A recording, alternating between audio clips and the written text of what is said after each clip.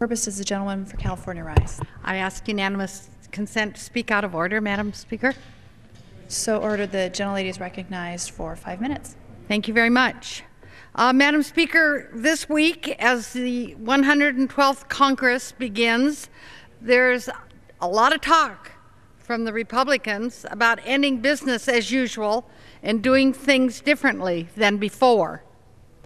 But for all the supposed change afoot, there's one critical matter on which the new majority is fully embracing the status quo: the war in Afghanistan that is now nearly a decade old. This war has been going on so long that 55% of my colleagues weren't here when it started. We've heard plenty about changing the House rules, about changing the ways we conduct the nation's business, about changing the relationship between the government and the people.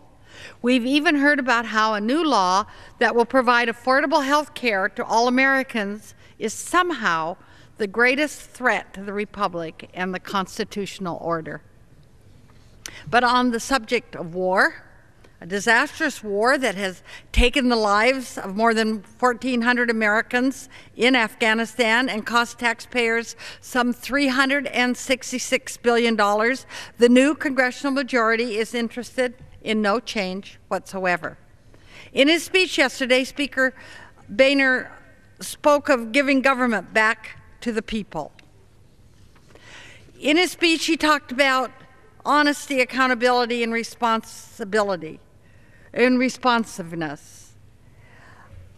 Look, if he meant that, he should be listening to the 60% of people who believe the war in Afghanistan is not worth fighting. A clear majority of Americans realize what so many in Washington refuse to acknowledge: that this war represents an epic failure, a national embarrassment, and a moral blight on our nation. On this matter of life and death, this issue that will determine how history judges the United States, most of the representatives in the House,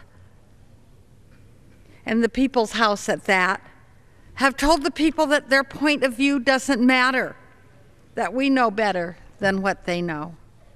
As usual, the people are way ahead of their policymakers, just as they were 4 years ago on Iraq.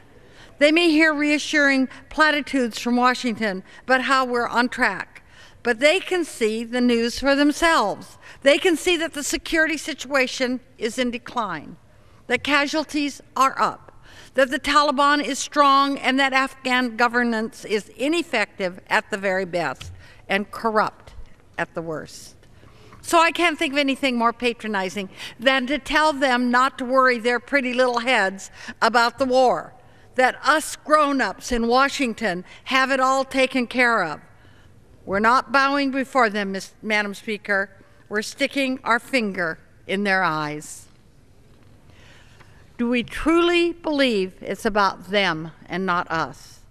Do we truly believe that we are caretakers whose only legitimacy derives from our employees who elected us? If that's true, then it's time for representatives of the People's House to start listening to the people. With that, it's time to bring our troops home. I yield back. Gentlewoman yields back.